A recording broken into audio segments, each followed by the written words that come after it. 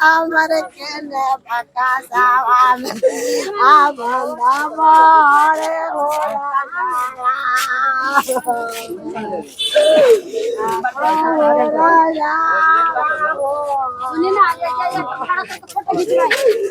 बाबू वहाँ से इस साइड से पढ़ो, यहाँ से एविडेंस और पीछे से। जो मृतक अशोक पासवान थे उनकी डेड बॉडी अब अंतिम संस्कार के लिए जा रही है। घर में अंतिम दर्शन के लिए उनकी पत्नी बिलख रही है और ये मार्मिक पल है अब, और ये अंतिम दर्शन है। इसके बाद ये अब अपनी पति का कभी भी चेहरा नहीं देख पाएंगे। रो रही, हालांकि बात करने की स्थिति में नहीं है। थोड़ा सा पानी नहीं डालिए इनके चेहरे पर, पानी डालिए ना, पानी चेहरा पर पानी दीजिए तो पानी दीजिए। स्थिति खराब है और मार्मिक पल है ये। ऐसा इमोशनल पल है कि अब पति का संग इसके बाद नहीं मिल सकेगा और आजीवन पहाड़ जैसी जिंदगी इसी तरह से काटना होगा। लेकिन सामने बॉडी है और अंतिम दर्शन। कुछ कहिएगा अपने बाल बच्चे के लिए अंतिम पल। हम भैया काची गई हमर से तीन भैया बोल जाओ हमरा नहीं खेया भी बोलिया निकाल दो भैया। इनको संभालिए आप लोग।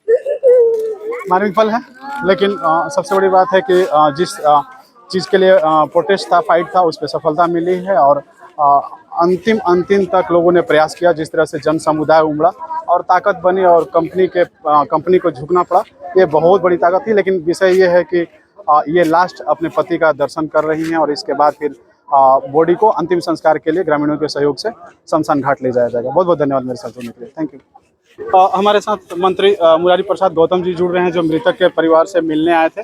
अंतिम परिवार के लिए दर्शन था। पीछे बॉडी है, पत्नी पीछे बिलख रही है और पटना से जैसे ही इनको सूचना मिला, पटना से दौड़कर मृतक के परिजन को सांत्वना देने के लिए पहुंचे।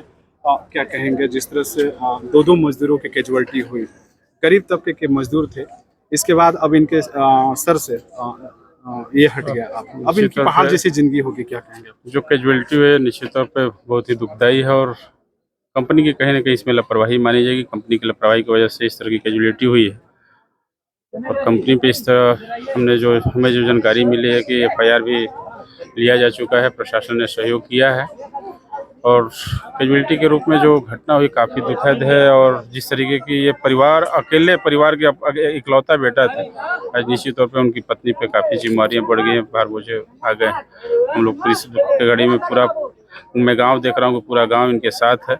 हम भी उस कड़ी में इनसे मिलने आए हुए हैं।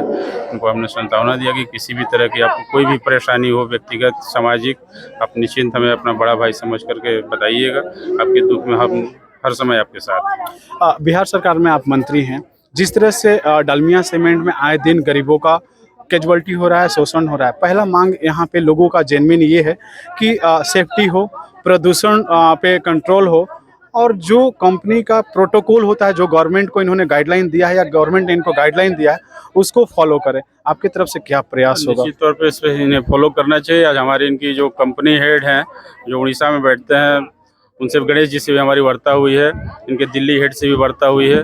हमने स्पष्ट निर्देश दिया इन लोगों को, इस तरह की कैजुअलिटी अगर होती है तो कहीं ना कहीं आपके अधिकारी और पदाधिकारी की लापरवाही है और जो भी गाइडलाइन है सेफ्टी व्यू से उन सारी चीज़ों को फॉलो भी नहीं यहाँ किया जाता है। यहाँ लोकल स्थानीय मजदूरों के साथ कहीं ना कहीं शोषण भी कंपनी के द्वारा हो रही है। स्थानीय लोगों को रोजगार भी नहीं दिया जाता है। कुछ लोगों को रोजगार दिया जा रहा है तो सेफ्टी रूल का पालन नहीं होता है, जिसकी वजह से इस तरह की कैजुअलिटी होती है। हमारे पास जो फीडबैक है, हमारे पास जो सूचना है, पटना में बैठ के आप सारी चीज़ों को मॉनिटरिंग कर रहे थे, अंततः आपने मैनेजमेंट पे दबाव बनाने में कामयाब हो गए और 36 घंटा के बाद अंततः इनको न्याय मिला। जी निश्चित तौर पे मैं पटना और रास्ते में आते हुए भी हमने कई बार प्रेशर किया इनके कंपनी हेड से और सभी लोगों से वार्ता करते हुए। यहाँ तक आते आते जैसे मैं पहुँचा, कंपनी हेड की इनके पास खबर आ चुकी थी। इन्होंने जो भी हम लोग की मांगे थी यहाँ स्थानीय लोगों के द्वारा इस परिजन के लिए, उन मांगों को उन्होंने माना है और पूरा करने के लिए आश्वस्त किया है। थोड़ी बहुत कुछ चीज़ें हैं जो कि अभी नहीं इस परिवार को प्राप्त हुई है, निश्चित तौर पर उसे हम लोग दिलवा देंगे। इसके अलावा और भी श्रम विभाग, उद्योग विभाग से अगर जो भी अनुदान की राशि होगी इस परिजन को मिलेगा। और मैंने अपने व्यक्तिगत रूप से भी बोला है कि आपको किसी भी तरह की कोई परेशानी नहीं होगी, हर तरह से आर्थिक शारीरिक हर तरह से हम आपके साथ हैं। आपके पीछे परिवार बिलक रहा है, अंतिम सांत्वना के रूप में क्या कहना चाहेंगे पूरे परिवार इस को? दुख के घड़ी में सांत्वना क्या दी जा सकती है? सांत्वना तो एक शब्द बन के रह जाता है। जब दुख की घड़ी आती है किसी के ऊपर और हमारे ऊपर भी आती है तो लोग सांत्वना देने के लिए तो बहुत लोग आते हैं, लेकिन सांत्वना जो अपने आप में मिलनी चाहिए। और ऐसी घटनाएं तो दिन सबके साथ होती रहती हैं और उसमें सांत्वना कोई मायने नहीं रखता है। आत्मा अपने आप बिलखता रहता है, आप कितना भी अपने आप को धैर्यवान समझे, लेकिन आत्मा बिलखती रहती है। और इस दुख के घड़ी में जिस तरह से बिलाप रहे हैं परिजन, हम लोग यही कहेंगे कि भगवान इनके आत्मा को शांति दें और इस परिवार को इस दुख घड़ी में सहन की शक्ति प्रदान करें। बहुत बहुत धन्यवाद मंत्री जी जुड़ने के लिए और आपने अपना बहुमूल्य समय निकाला। प्रतिनिधि हो तो ऐसा है कि गरीबों के घर पहुंच जाए और उनको इस बात का ख्याल ना रहे कि हमारे पास मंत्रालय, हमारे पास टाइम नहीं है। लेकिन ये बहुत बड़ी बात है कि एक मंत्री होके और मृतक के परिवार से मिलने पहुंचे। बहुत बहुत धन्यवाद आप सभी को जुड़ने के लिए। अशोक पासवान के घर से बहुत बहुत धन्यवाद।